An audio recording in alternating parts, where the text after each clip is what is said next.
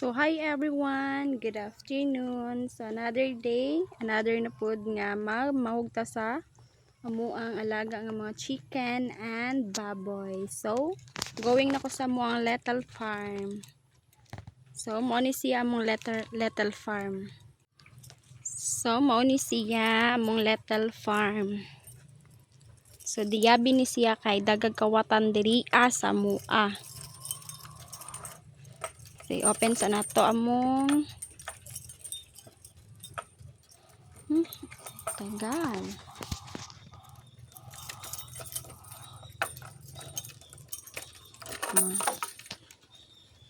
Mani siya mong little farm diri You see. So, it's time to pakaon na pud sa mga chicken. O sa baboy after. Wow! Hi! So, dagan-dagan na gid ang ilang eggs. So, mani siya mong kulungan. Mani siya. Kini siya. Little pa lang siya kay gamay pa man siya. So, tanaw na ito ilang mga itlog. Hi! So, mauni. Wow! Thank you, Lord. Dagan-dagan na gid ilahang eggs. Muna ilahang egg karon nga adlaw. Wow!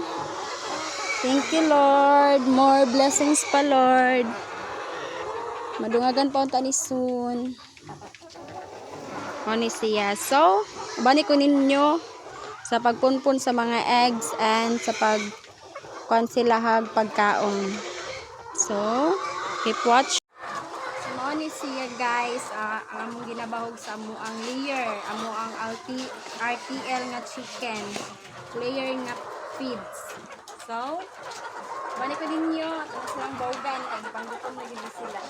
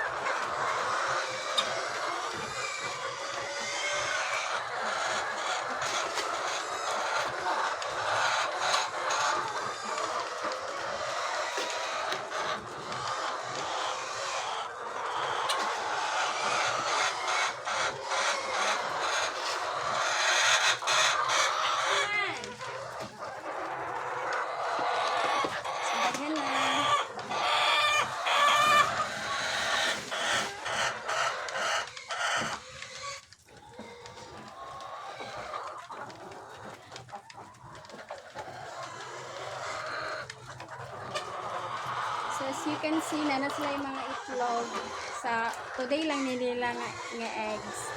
So ito lang pagpulpun mo. Suman! Pag na nga on, busog mo?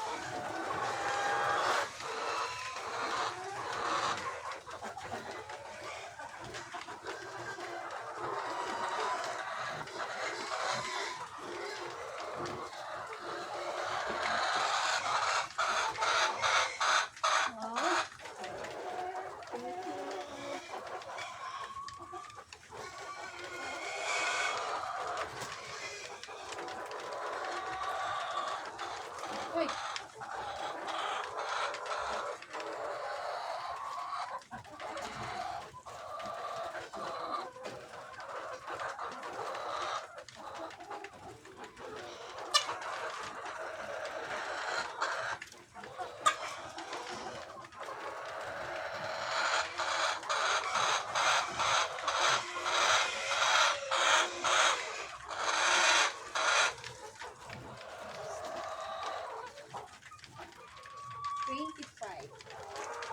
So, muna ilang itlog karon. Kapit na siya mag 1-3.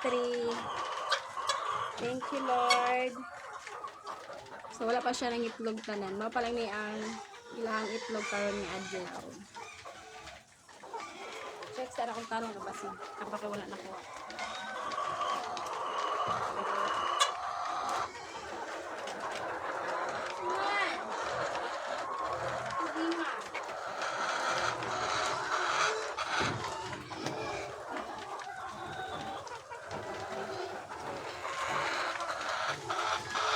So, 25 lang ilang na itlog karon nga adlaw.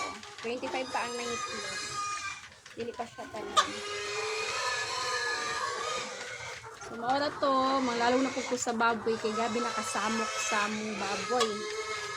25 tapos gahapon 1-3 na siya kapin. Thank you Lord for these blessings. I hoping and praying na madungagan pa na sila. Bye! Thank you for watching.